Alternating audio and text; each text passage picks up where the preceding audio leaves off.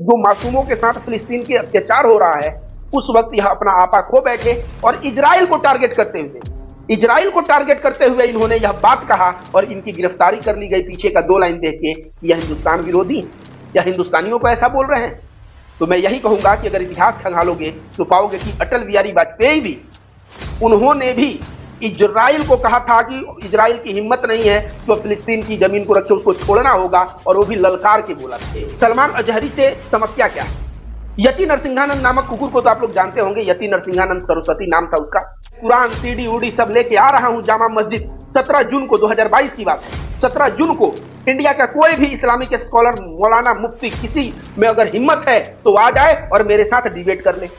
उस वक्त हिंदुस्तान के कोई भी मुफ्ती मौलाना ने आवाज नहीं उठाया, सिर्फ एक बंदा आवाज उठाया और जिसका नाम था मुफ्ती सलमान अजहरी। और यह बोले कि मुझे चैलेंज कबूल है, मैं 17 जून को आऊंगा, तू किताब लेके आना, सीडी लेके आना और तू प्रमाणित करना। यह 17 जून को जामा मस्जिद दिल्ली पहुंचे। बहुत भव्य इनका स्वागत हुआ। यति नरसिंहानंद का इंतजार होता रहा। यति नरसिंहानंद वो पता नहीं, वो दासना मंदिर से भी उस दिन भाग गया होगा। तो यति नरसिंहानंद का जो दुकान था ना, जो सोशल मीडिया पे नफरत की दुकान चलाता था, उस दुकान को बंद किसने किया? मुफ्ती सलमान अजहरी ने। मुफ्ती सलमान अजहरी की गिरफ्तारी के बाद एक बहुत ही अच्छी चीज देखने को मिली है। वो ये है कि हजरत की गिरफ्तारी के बाद कोई भी तबके का शख्स क्यों न हो या फिर कोई फिरके का शख्स हो, हर कोई मुफ्ती सलमान अजहरी के साथ खड़ा है और उनका सपोर्ट कर रहा है। दोस्तों, मुसलमान तो मुसलमान बल्कि हिंदू भी मुफ्ती सलमान अजहरी के साथ सपोर्ट में खड़े हैं। दोस्तों, विनय दुबे को तो आप जानते ही होंगे, वो भी मुफ्ती सलमान अजहरी के सपोर्ट में ट्वीट करते हैं। और साथ ही साथ एक हिंदू भाई और भी हैं जिनका नाम है रविकांत भारती और इनके यूट्यूब चैनल का नाम है बोलता भारत। इन्होंने मुफ्ती सलमान अजहरी के सपोर्ट में सोशल मीडिया पर एक वीडियो अपलोड किया। आप भी देखें और इस हिंदू भाई के लिए एक प्यारा सा कमेंट जरूर करें। दोस्तों नमस्कार, मेरा नाम रविकांत भारती। आप सभी को बता दें कि मुफ्ती सलमान अजहरी साहब को गिरफ्तार कर लिया गया है और उनका गुनाह यह है कि वह इजराइल को कंडेम कर रहे थे और इजराइल के खिलाफ भाषण दे रहे थे। वह फिलिस्तीन के गाजा पट्टी पे जो मासूम बच्चों का, अस्पताल पे महिलाओं को जो कत्लेआम हो रहा है, उस कत्लेआम से उनका हृदय बहुत दुखित था और वह भाषण देते हुए इजराइल को खरी खोटी सुनाते हैं और वह कह देते हैं कि आज खामोशी है, कल शोर आएगा, आज कुत्तों का दौर है, कल हमारा दौर आएगा। यह बात सलमान अजहरी इजराइल को टारगेट करते हुए उस भाषण में कहते हैं, लेकिन यही 2 लाइन पीछे का शायरी में से काट के वायरल किया गया और बोला गया कि यह हिंदुस्तान के खिलाफ बोल रहे हैं, हिंदुओं के खिलाफ बोल रहे हैं। और उसके बाद गुजरात एटीएस आया, इनको अपने घर पे नजरबंद किया 10 घंटे और उसके बाद गिरफ्तार करके महाराष्ट्र पुलिस के साथ गुजरात एटीएस इनको महाराष्ट्र के थाने में लेके गया और फिर महाराष्ट्र का थाना जो है, वहां थाना से लेके कहां चले गए? यह जूनागढ़ गुजरात के लिए इनको लेके प्रस्थान कर गए। अब मुफ्ती सलमान अजहरी ने जो इजराइल को टारगेट किया था, क्या इसके पहले हिंदुस्तान में इजराइल को कोई टारगेट नहीं किया है? दोस्तों आपको बता दें, हमारे देश के एक महापुरुष हैं जो पूर्व प्रधानमंत्री हैं, जिनका नाम अटल बिहारी वाजपेयी है। वह इजराइल को ना भाषण देके उसकी औकात दिखाई और कहा कि अगर कोई विदेशी ताकत हमारा जमीन अगर छीनता है, इस चीज को हम बर्दाश्त नहीं कर सकते। ठीक उसी प्रकार फिलिस्तीन का जमीन जब हम अपने लिए बर्दाश्त नहीं कर सकते तो दूसरे के लिए भी नहीं। अगर फिलिस्तीन का जमीन इजराइल ने लिया है तो इजराइल को वह जमीन छोड़ना पड़ेगा। और अटल बिहारी वाजपेयी ने इजराइल का विरोध किया था। तो इजराइल का विरोध करना क्या गलत है? आप बताइए, क्या इजराइल जो है अमानवीय घटना नहीं कर रहा है? इजराइल जो है 2 वर्ष 4 वर्ष के बच्चों को मार रहा है। कल जो है एक बच्चा बंदूक के साथ, वो जो खिलौना वाला बंदूक प्लास्टिक का होता है ना, 4 वर्ष का छोटा सा मासूम बच्चा उसके साथ खेल रहा था वेस्ट बैंक फिलिस्तीन में। वहां से उसको पूरा आर्मी पहुंचता है, उसके घर को ध्वस्त करने का प्रयास करता है और बच्चे को गिरफ्तार करके लाता है। इजराइल मासूमों पे अत्याचार कर रहा है कि नहीं, महिलाओं पे अत्याचार कर रहा है कि नहीं? अभी तक गाजा पट्टी पे लाखों लोग मारे गए और पूरा विश्व मुख्य दर्शक बन के देख रहा है। यूनाइटेड नेशन, आपको बता दे दोस्तों, यूनाइटेड नेशन के बहुत सारे लोग वहां मदद करने गए थे, उनको मार चुका है। बहुत सारे यूनाइटेड नेशन के कार्यकर्ता मारे गए हैं। ये तो छोड़िए, बहुत सारे पत्रकार मारे गए हैं। और इस तरह से इजराइल जो टारगेट कर रहा है, यह पूरे विश्व के मानवता, अगर आप मानव हैं तो उसके ऊपर कलंक है। और उसके खिलाफ बोलते हुए मुफ्ती सलमान अजहरी ने इजराइल के लिए अगर वहां के हुक्मरानों के लिए अगर कुत्ता शब्द का प्रयोग किया तो क्या गलत किया? वहां पे गलत कुछ नहीं किया, क्योंकि समझिए सलमान अजहरी से समस्या क्या है। यति नरसिंहानंद नामक कुकुर को तो आप लोग जानते होंगे, यति नरसिंहानंद सरस्वती नाम था उसका। जब नूपुर शर्मा का प्रॉफेट मोहम्मद के ऊपर बयान आया था तो यति नरसिंहानंद सरस्वती कहता है कि जो नूपुर शर्मा बोली है वह किताबों में लिखा हुआ है, कुरान में लिखा हुआ है। मैं कुरान सीडी उडी सब लेके आ रहा हूं जामा मस्जिद।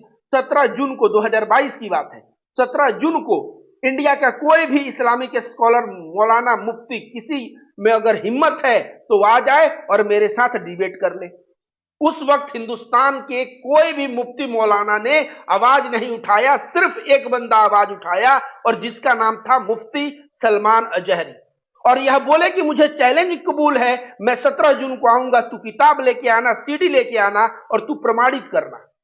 यह 17 जून को जामा मस्जिद दिल्ली पहुंचे, बहुत भव्य इनका स्वागत हुआ। यति नरसिंहानंद का इंतजार होता रहा। यति नरसिंहानंद वो पता नहीं, वो दासना मंदिर से भी उस दिन भाग गया होगा, मुझे लगता है। जामा मस्जिद आने की तो बात छोड़िए। उसके बाद पूरे सोशल मीडिया पे ट्रोल हुआ यति नरसिंहानंद और सलमान अजहरी की हर एक जगह तारीफ हुई, क्योंकि यति नरसिंहानंद वही शख्स है कि जो आए दिन नरसंहार के लिए भाषण देता फिरता था, मुसलमानों के नरसंहार के लिए, उसको औकात दिखाया। आज यति नरसिंहानंद मार्केट से गायब है। क्यों गायब है पता है? क्योंकि हिंदू लोग भी जो होते हैं ना, यति नरसिंहानंद के चेले चपाड़े, जो नकली नफरती, वे लोग भी देखते हैं कि अगर सामने वाले में दम नहीं है तो उसके साथ खड़ा नहीं होते, उसके साथ खड़ा होना छोड़ दिए, उसका वीडियो शेयर करना बंद कर दिए। यति नरसिंहानंद का आप बताइए, 17 जून 2022 के बाद एक भी वीडियो वायरल होता आपने नहीं देखा होगा। तो यति नरसिंहानंद का जो दुकान था ना, जो सोशल मीडिया पे नफरत की दुकान चलाता था, उस दुकान को बंद किसने किया? मुफ्ती सलमान अजहरी ने बंद किया। आगे दोस्तों आपको बताते हैं, क्या मुफ्ती सलमान अजहरी सही में एक आतंकवादी प्रवृत्ति का व्यक्ति है? क्या वह हिंसा को प्रमोट करता है? तो जाके उनके दो चार ना स्पीच सुनिए, उपदेश सुनिए। मोहम्मद साहब के जिंदगी से अच्छाइयों को खोज खोज के वह बताते हैं कि प्रॉफेट मोहम्मद साहब ऐसे थे, वैसे थे, ये थे, वो थे। आप भी दूसरे का सेवा करिए, दूसरों के लिए जिए। अगर पड़ोसी भूखा रहे तो उसको खाना खिलाइए, अपने लिए क्या जीना। और इस तरह जो है प्रॉफेट मोहम्मद के मार्ग पे चल के पूरे मानवता की सेवा करने की बात ये करते हैं। जैसे मुफ्ती सलमान अजहरी साहब को मैं कह दूं, जो सुन रहे हैं लोग, जैसे हिंदू धर्म में कोई साधु सन्यासी होता है ना, अब नकली ढोंगी साधु की बात मैं नहीं कर रहा हूं, जो असली साधु जैसे देवरावा बाबा थे, त्रैलंग स्वामी 280 वर्ष तक जिए थे, वह बनारस में चलते थे तो उनको कहा जाता था साक्षात भगवान शिव हैं। इस तरह त्रैलंग स्वामी, योगानंद थे, युक्तेश्वर गिरी थे, लहरी महाराज थे, अभी अड़गड़ानंद महाराज जी जो छत्तीसगढ़ मिर्जापुर में है। ऐसे बाबा जो हिंदू धर्म में जो असली बाबा है ना, वे लोग भी जहां भी मानवता का हनन होता है, मानवता के ऊपर कोई अत्याचार होता है, उसके ऊपर बोलते हैं कि यह गलत हो रहा है और प्रेम सद्भाव को प्रमोट करते हैं। अब यह मुफ्ती साहब भी हमेशा इनका आप बयान सुनिएगा, बोलने का तरीका देखिएगा, बहुत ही पोलाइट, बहुत ही विनम्र और बहुत ही अच्छी बातें मुसलमानों को सिखाते हैं। अगर इनके सिखाए हुए मार्ग पे मुसलमान चले और हिंदू धर्म के सच्चे साधु सन्यासियों को सिखाए हुए मार्ग पे अगर हिंदू चले तो हिंसा हो ही नहीं सकता, ये मैं रविकांत भारती गारंटी देता हूं। अब इन्होंने जो शायर कहा है कि आज खामोशी है कल शोर आएगा, आज कुत्तों का दौर है कल हमारा दौर आएगा, क्योंकि इनकी भी मजबूरी समझिए। कोई व्यक्ति जो होता है ना, एक बर्दाश्त, जैसे भागवत गीता में बोला भी गया है, यदा यदा ही धर्मस्य, मतलब उसका पूरा मतलब होता है कि जब भी जो गलत लोग हैं वो बढ़ जाते हैं और अत्याचार होता है तो भगवान प्रकट होते हैं। भागवत गीता यह भी बोलता है कि बहुत ज्यादा अत्याचार होने पे अगर लोग चुप रहें, सहते रहें, तो वह गुनहगार है। तो ये भी यहाँ पे जो ये बात बोले, ये जो मासूमों के साथ फिलिस्तीन के अत्याचार हो रहा है, उस वक्त यह अपना आपा खो बैठे और इजराइल को टारगेट करते हुए इजराइल को टारगेट करते हुए इन्होंने यह बात कहा और इनकी गिरफ्तारी कर ली गई पीछे का 2 लाइन देख के, यह हिंदुस्तान विरोधी है या हिंदुस्तानियों को ऐसा बोल रहे हैं। तो मैं यही कहूंगा कि अगर इतिहास खंगालोगे तो पाओगे कि अटल बिहारी वाजपेयी भी, उन्होंने भी इजराइल को कहा था कि इजराइल की हिम्मत नहीं है तो फिलिस्तीन की जमीन को रखे, उसको छोड़ना होगा, और वो भी ललकार के बोला था। तो इजराइल अगर गलत कर रहा है तो गलत को विरोध करो, और विरोध करने पे अगर उसमें का पूरा परपेक्ष छोड़ के 2 लाइन लेके और उस पर गिरफ्तारी होती है तो यह बहुत ही बुरी बात है।